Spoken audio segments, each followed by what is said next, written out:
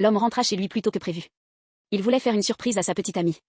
Mais à peine avait-il franchi la porte qu'il aperçut une paire de chaussures en cuir qui ne lui appartenaient pas. Des sous-vêtements éparpillés jonchaient le sol, s'étendant du seuil de la porte jusqu'à la chambre à coucher. Son cœur sombra instantanément. C'est alors que sa petite amie infidèle sortit de la chambre, suivie d'un homme encore en train d'enfiler ses vêtements. Et ce qui le mit encore plus en rage, c'est que l'amant de sa petite amie n'était autre que son meilleur ami. À cet instant, il perdit toute foi en l'amour. Dès lors, Ji-hoon resta célibataire pendant 5 longues années. Jusqu'à ce jour-là. À l'hôtel, il rencontra une femme ayant vécu la même trahison que lui. Elle aussi voulait faire une surprise à son petit ami. Mais ce qu'elle vit sur place la pétrifia. Son petit ami serrait tendrement une autre femme dans ses bras. Et son excuse était encore plus absurde. Ces femmes ne sont là que pour passer le temps. Ça ne change rien entre nous. Bong-hae comprit enfin le vrai visage de ce salaud. Pour être juste, elle décida de lui faire goûter à son tour à la trahison avant de le quitter. Mais son petit ami ne la prit même pas au sérieux.